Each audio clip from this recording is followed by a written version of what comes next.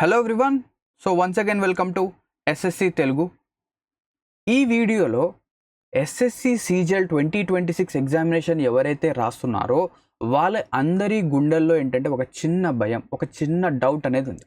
So ఆ doubt అనేది ఎప్పటి నుంచి రావడం స్టార్ట్ అయ్యింది అంటే, ఎప్పుడైతే సెలక్షన్ పోస్ట్ ఎగ్జామినేషన్ యొక్క నోటిఫికేషన్ అనేది వచ్చిందో ఆ నోటిఫికేషన్లో వాళ్ళు ఏం చేశారంటే కొత్తగా సెక్షనల్ టైమర్ అనేది యాడ్ అనేది చేయడం జరిగింది. సో ఇప్పుడు సీజీఎల్ ఎవరైతే రాయబోతున్నారో వాళ్ళ గుండెల్లో కూడా ఏంటంటే భయం అనేది స్టార్ట్ అయింది. ఈ ఇయర్ అంటే 2026లో ఏదైతే సెక్షనల్ టైమర్ ఉందో అది సీజీఎల్ కూడా వర్తిస్తుందా, వచ్చే ఛాన్స్ అనేది ఉందా, ఒకవేళ వస్తే ఎలా మేనేజ్ చేయాలి, ఎలా ఒక మంచి స్కోర్ అనేది తీసుకొని రావాలి, ఇన్ని రోజులు లేదా ఇన్ని నెలలు ఇన్ని సంవత్సరాలు మేమేంటంటే 1 అవర్ ఎగ్జామినేషన్ అంటే 1 అవర్లో మేమేంటంటే ఆ డిఫరెంట్ 4 సెక్షన్స్ ఉన్నాయో ఆ 4 సెక్షన్స్ని మేమేంటంటే స్విచ్ చేస్తూ ఎగ్జామినేషన్ అనేది రాసేవాళ్ళం. కానీ ఇప్పుడు ప్రతి ఒక్క సెక్షన్కి 15 మినిట్స్ టైం అనేది కేటాయించాలి, అంతే టైం అనేది వాళ్ళు స్పెండ్ చేయాలి, దానికంటే ఎక్కువ కాదు, దానికంటే తక్కువ కాదు. అలా ఒక కండిషన్ కనుక పెడితే మనం ఎలా స్కోర్ చేయొచ్చు అని చెప్పేసి మనం ఏంటంటే ఒక చిన్న డిస్కషన్ అయితే చేద్దాం.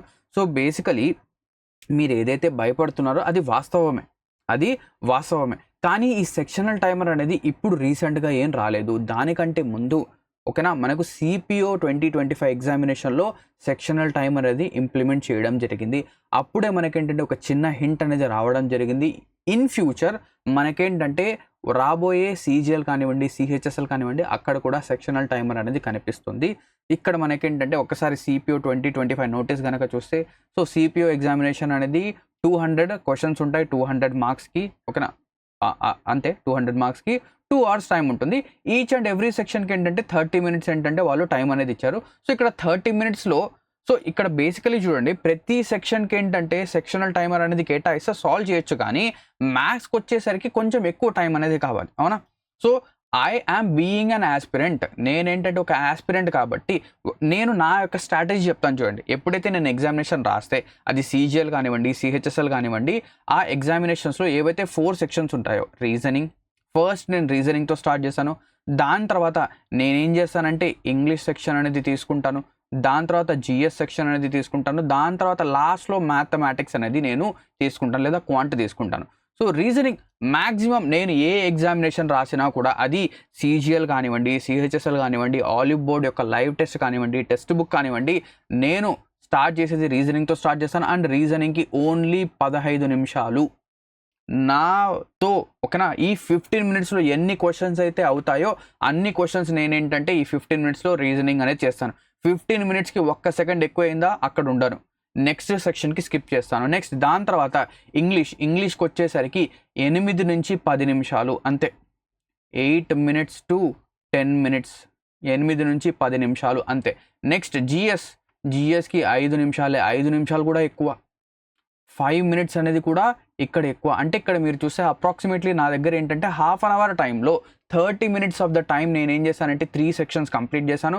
దాని తర్వాత రిమైనింగ్ 30 మినిట్స్ నేనేం చేస్తానంటే మ్యాథమెటిక్స్కి టైం అనేది ఇస్తాను. ఈ 30 మినిట్స్లో ఆ 25 క్వశ్చన్స్ అనేవి నేను అటెంప్ట్ చేస్తాను, అవునా.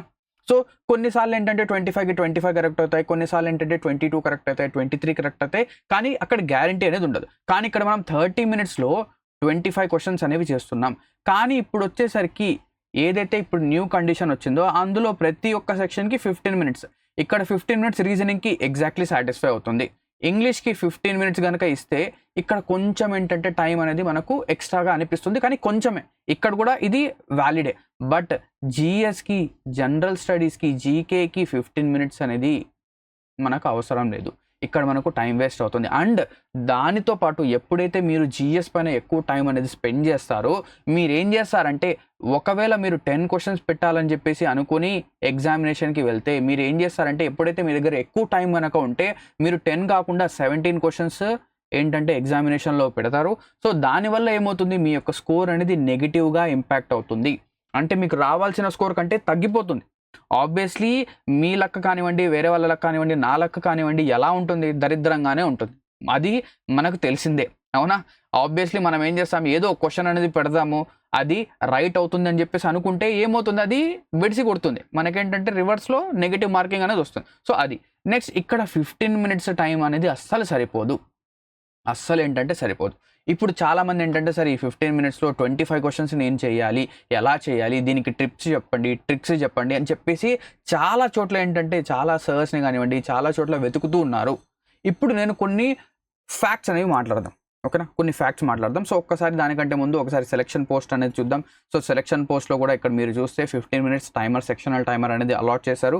ఒక్కసారి CGL 2025 నోటీస్ కనుక చూస్తే ఇక్కడ మనకు సెక్షనల్ టైమర్ అనేది లేదు. సో నార్మల్గా ఏంటంటే నడుస్తుంది.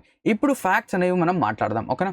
సో ఇప్పుడు మీరు మ్యాథ్స్లో ఈ 25 క్వశ్చన్స్ అంటే 25 క్వశ్చన్స్ ఖచ్చితంగా చేసి రావాల్సిందేనా? నేను అడిగే క్వశ్చన్ ఏంటంటే మీరు 25 క్వశ్చన్స్ మ్యాథ్స్లో ఉంటే ఖచ్చితంగా మీరు 25కి 25 అటెంప్ట్ చేసి వస్తేనే మీకు కిరీటం ఇస్తారా? అలా ఏం లేదు కదా. మనకు కావాల్సింది ఏంటంటే నేను సింపుల్గా ఒక క్వశ్చన్ చెప్తాను. టైర్ 1 అనేది మనకు జాబ్ని ఇస్తుందా లేదా అని చెప్పేసి డిసైడ్ చేయదు. మీరు కాంపిటీషన్లో ఉన్నారా లేదా అని చెప్పేసి టైర్ 1 అనేది డిసైడ్ చేస్తుంది, అవునా కదా. సో ఎప్పుడైతే మీరు టైర్ 1 అనేది క్వాలిఫై అయ్యి టైర్ 2 ఎగ్జామినేషన్లో మంచిగా స్కోర్ చేస్తేనే మీ యొక్క జాబ్ కానివ్వండి, మీ యొక్క ర్యాంక్ కానివ్వండి మొత్తం వచ్చేసరికి టైర్ 2 పైన డిపెండ్ అయింది. సో టైర్ 1 వచ్చేసరికి ఓన్లీ క్వాలిఫైయింగ్ ఇన్ నేచర్ మాత్రమే. సో మనం ఏం చేయాలి, టైర్ 1లో నేను స్పీడ్ అనేది, ఓకేనా, స్పీడ్ కంటే ఎక్కువ యాక్యురసీ పైన డిపెండ్ అవ్వాలి. ఇప్పుడు నేను ఏం చెప్తానంటే సింపుల్గా నేను చెప్పే విషయం అనేది వినండి. సో ఇప్పుడు మీ దగ్గర 15 మినిట్స్ ఆఫ్ టైం ఉంది, 15 నిమిషాల టైం ఉంది. సో ఈ 15 మినిట్స్లో ఈ 15 నిమిషాల్లో ఈ 15 మినిట్స్లో 25 క్వశ్చన్స్ చేయొద్దు, 25 క్వశ్చన్స్ చేయొద్దు, 20నే చేయండి. 15 మినిట్స్లో 25 క్వశ్చన్స్ చేయొద్దు, 20 క్వశ్చన్సే చేయండి. కానీ ఈ 20 ఖచ్చితంగా కరెక్ట్ అయ్యేలాగా చేయండి, 20 ఖచ్చితంగా కరెక్ట్ అయ్యేలాగా చేయండి. ఇప్పుడు ఇక్కడ సార్ ఆ 5 క్వశ్చన్స్ ఎందుకు వదిలేయాలి? ఆబ్వియస్లీ మీరు మీ యొక్క మైండ్ సెట్ అనేది నేను 25 క్వశ్చన్స్ అంటే 25 క్వశ్చన్స్ ఎగ్జామినేషన్లో రాయాలి అని చెప్పేసి ఫిక్స్ చేసుకొని వెళ్తే ఆ 25 క్వశ్చన్స్ రాయకపోగా మీరు ఏమవుతారు, ఒక 15 or 16 క్వశ్చన్సే రాస్తారు. అలా పెట్టుకోవద్దు. నేనేంటంటే ఎగ్జామినేషన్ ఎలా అయితే నడుస్తుందో నేనేం చేస్తానంటే క్వశ్చన్స్ నాకు కనిపిస్తే ఇక్కడ బేసికలీ ఏది ఎగ్జామినేషన్ అన్నా తీసుకోండి మీరు, ఆ ఎగ్జామినేషన్లో మ్యాథ్స్ యొక్క క్వశ్చన్స్ అనేవి 2 కేటగిరీస్గా మనం డివైడ్ చేయొచ్చు. 80%, 20%. ఏంటది 80%, 20%. సో 80% ఆఫ్ ద క్వశ్చన్స్ అనేవి మనం ఆల్రెడీ ప్రాక్టీస్ చేసి ఉంటాం, ఆల్రెడీ మనం ఎక్కడో చోట విని ఉంటాం, ఆల్రెడీ మనకేంటంటే కొంచెం ఈజీగా అనిపిస్తుంది. ఓన్లీ 20% ఆఫ్ ద క్వశ్చన్స్ మాత్రమే మనకేంటంటే లెంతీ క్యాలిక్యులేషన్స్ కానివ్వండి టఫ్గా ఉంటాయి. ఆ 20ని వదిలేండి, 80ని పట్టుకోండి. 80ని పట్టుకొని మీరు ఏం చేస్తారంటే టైర్ 1 అనేది క్వాలిఫై చేయండి. ఎప్పుడైతే మీరు టైర్ 1 క్వాలిఫై చేసి టైర్ 2కి వస్తారో, సో టైర్ 2లో మనకేమవుతుంది, ఈ సెక్షనల్ సపోజ్ టైర్ 2లో కూడా సెక్షనల్ టైమర్ ఉందనే అనుకుందాం, ఓకేనా. సో టైర్ 2లో ఏదైతే ఫస్ట్ సెక్షన్ ఉందో ఫస్ట్ సెక్షన్లో మనకేంటంటే రీజనింగ్, మ్యాథ్స్, ఓకేనా.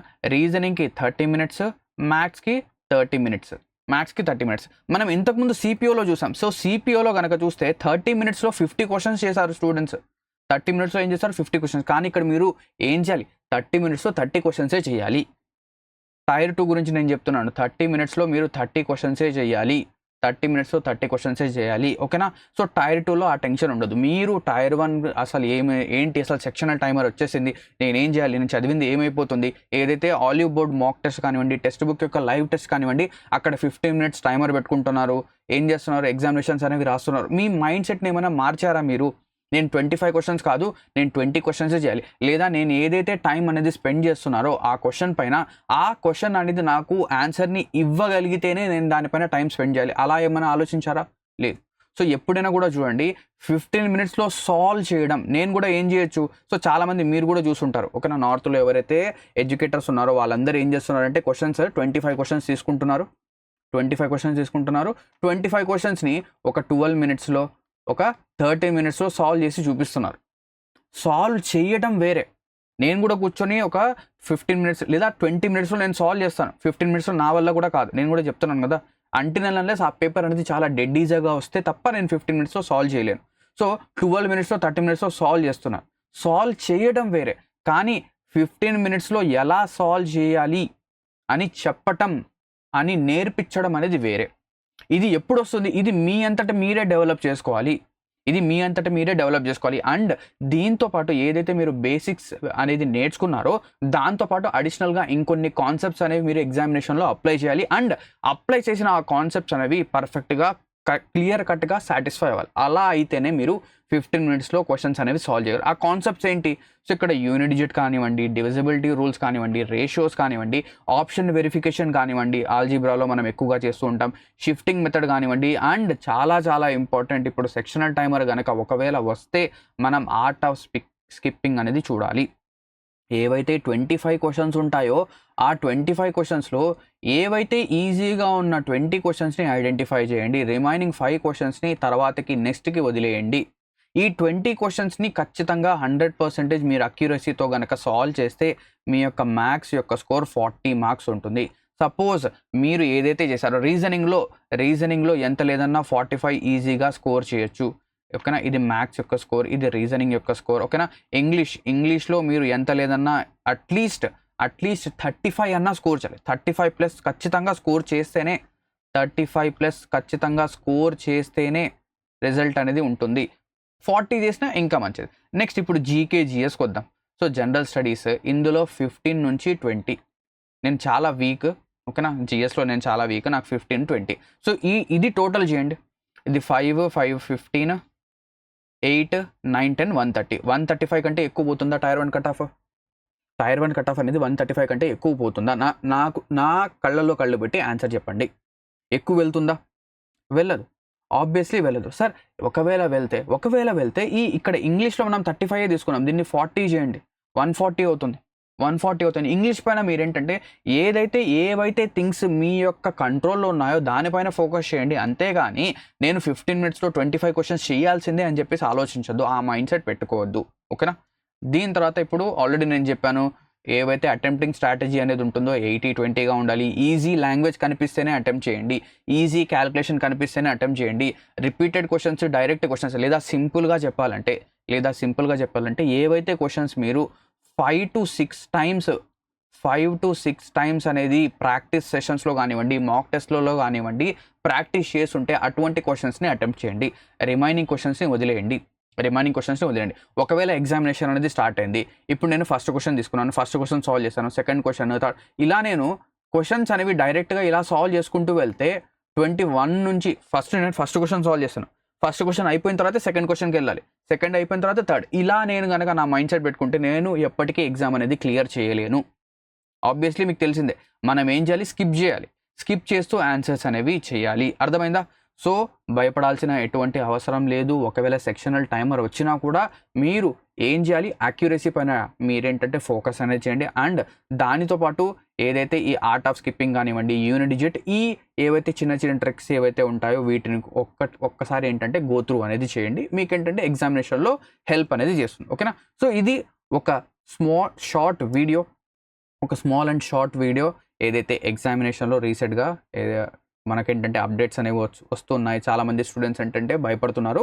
సో భయపడాల్సిన ఏం అవసరం అయితే లేదు. ఒకవేళ కావాలంటే మీరు చెప్పండి, నేనేంటంటే ఏదైనా ఒక క్వశ్చన్ పేపర్ అనేది తీసుకొని దాన్ని ఏంటంటే ఎలా మనం ఏంటంటే క్వశ్చన్స్ని స్కిప్ చేస్తూ సాల్వ్ చేయాలి, ఎలా అర్థం చేసుకోవాలి, ఎగ్జామినేషన్లో మన స్ట్రాటజీ ఎలా ఉండాలి ఏంటి అని చెప్పేసి నేను చూపిస్తాను మీకు. నేనేంటంటే 15 మినిట్స్లో క్వశ్చన్ పేపర్ సాల్వ్ చేసి చూపించడం అనేది వేరే, కావాలంటే నేను చేయొచ్చు. సో చాలామంది ఏంటంటే చాలా వేరే టీచర్స్ని ఏం చెప్తున్నారంటే వాళ్ళందరూ కూడా ఆప్షన్స్ అనేవి గుర్తుపెట్టుకొని వచ్చేసరికి ఫస్ట్ క్వశ్చన్కి ఆప్షన్ 4, ఇది ఆప్షన్ 4 అవుతుంది అంటే చదువుతున్నారు, ఫాస్ట్గా ఆన్సర్ చెప్పేస్తున్నారు. చాలామందికి అర్థం కావడం లేదు. వాళ్ళు ఏమనుకుంటున్నారంటే డిమోటివేట్ అయిపోతున్నారు. అరే సార్ ఏంటి ఇంత ఫాస్ట్గా క్వశ్చన్ చదివి ఆన్సర్ పెట్టేస్తున్నాడు. సో ఆల్రెడీ వాళ్ళు ఏంటంటే ఒకసారి ఏదైతే క్వశ్చన్ పేపర్ ఉంటుందో దాన్ని ముందుగా సాల్వ్ చేసి మీ దగ్గరికి వస్తారు. ఎప్పుడైతే ఆల్రెడీ సాల్వ్ చేసిన క్వశ్చన్ కనుక మళ్ళీ వస్తే ఆబ్వియస్లీ మనకేంటంటే అందులో ఏదైతే ఇన్ఫర్మేషన్ ఉంటుందో అది ఆల్రెడీ మనకు అర్థమై ఉంటుంది. మళ్ళీ ఆ క్వశ్చన్ చదవడానికి ఒక 10 to 15 సెకండ్స్ టైం వేస్ట్ కాదు. సో ఆ 10 to 15 సెకండ్స్ ప్రతి ఒక్క క్వశ్చన్లో అంటే 25 క్వశ్చన్స్లో 10 to 15 సెకండ్స్ సేవ్ కనుక అయితే ఎన్ని సెకండ్స్? 240 సెకండ్స్ అనుకుందాం. సో 6తో కనుక డివైడ్ చేస్తే 4 నిమిషాలు సేవ్ అయినట్టే కదా. అలా ఆలోచించండి. ఓకేనా, సో భయపడాల్సిన ఏమీ అవసరం లేదు. మీరు ఇంతవరకు ఏదైతే చదువుతున్నారో దానిపైనే ఫోకస్ అనేది చేయండి. ఓకేనా, సో ఇక్కడితో ఈ వీడియో అనేది ఎండ్ అవుతుంది. ఐ హోప్ దట్ ఈ వీడియో అనేది మీకు కొద్దిగా ఏంటంటే ఎంతో కొంత ఏంటంటే హెల్ప్ అనేది చేస్తుంటుంది అని చెప్పేసి నేనైతే అనుకుంటున్నాను. ఇంకా ఫర్దర్గా మీకు ఏమైనా డౌట్స్ కనుక్కుంటే కింద కామెంట్ సెక్షన్లో పోస్ట్ అయితే చేయొచ్చు. నేను వాటికి ఏంటంటే ఖచ్చితంగా రిప్లై అనేది ఇస్తాను. Thank you very much. Have a great day ahead and all the best for your upcoming SSC CGL or any other SSC examination.